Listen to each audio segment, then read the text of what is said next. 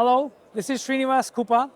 Chief Strategy and Product Officer for Symphony AI, and I'm here with my colleague Sudeep Gauri Shankar, who is the Director of Product Management.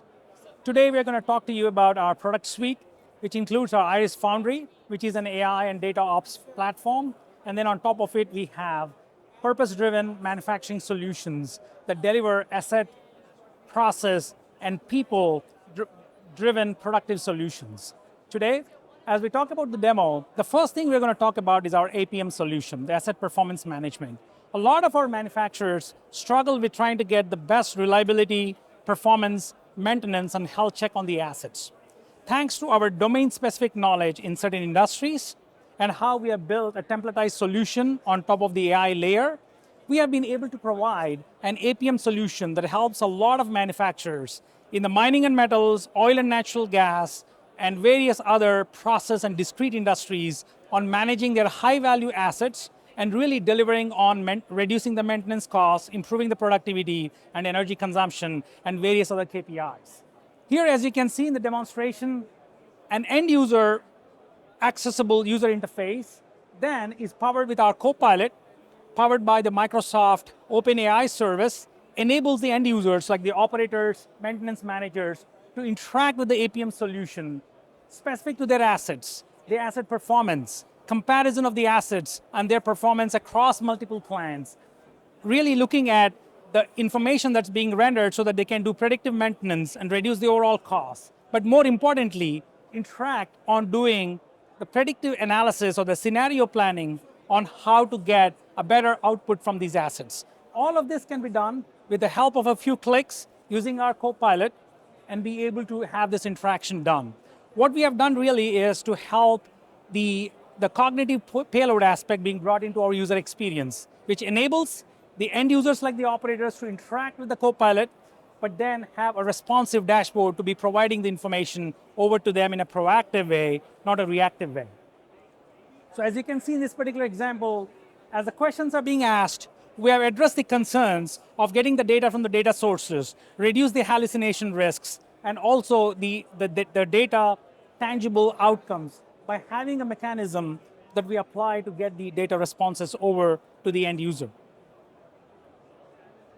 As we go further, I'm going to show you the overall Iris Foundry platform, which includes 5 things,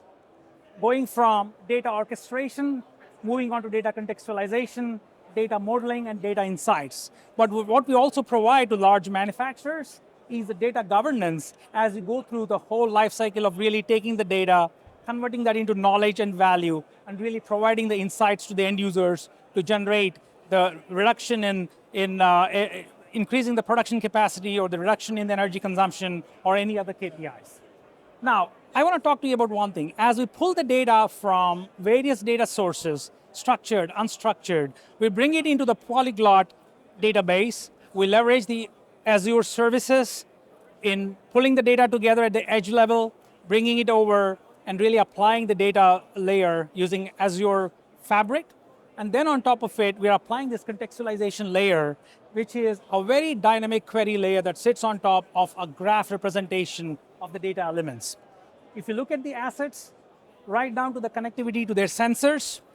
the production that they are running across,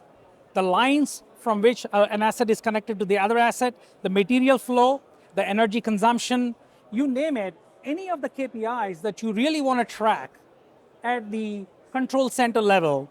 having a digital representation of your whole plant, either it's the flow of the material, energy, and other factors, or the asset behavior and asset performance, you can really track it at this level and be able to go drill down much deeper insights. All of this can be done much better with Iris Foundry, thanks to the way we apply AI in taking huge sets of structured and unstructured data,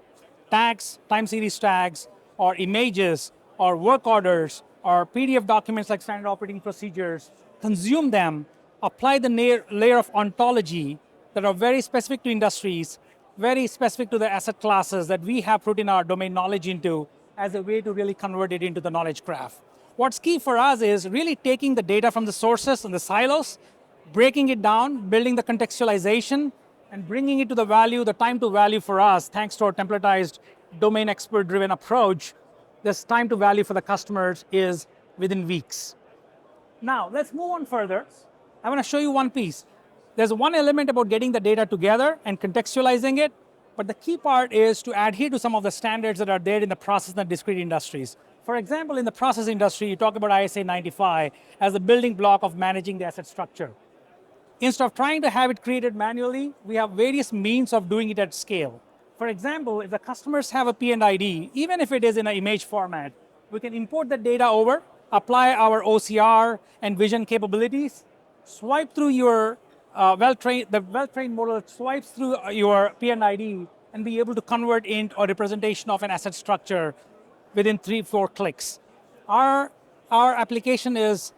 trained enough to bring in up to 60 to 75% of your asset structure, or the planned representation of the digital version can be achieved. And then on top of it, the human in the loop can really bring it down to a level that can be consumed as the baseline for the knowledge graph.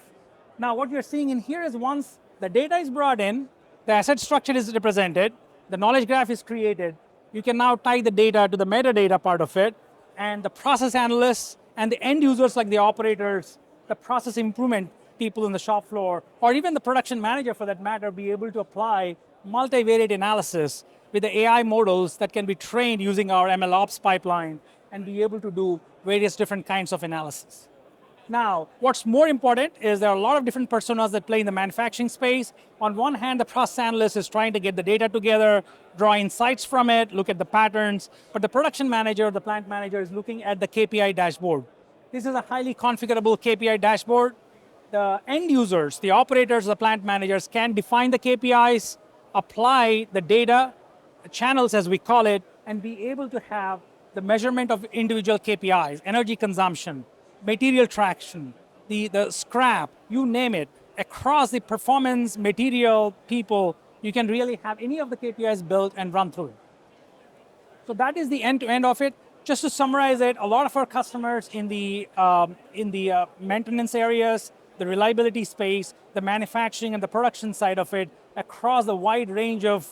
process and discrete manufacturing space have been using this product. And we are really proud to release this in partnership with Microsoft's technologies, playing the underlying layer for what we offer to manufacturing companies.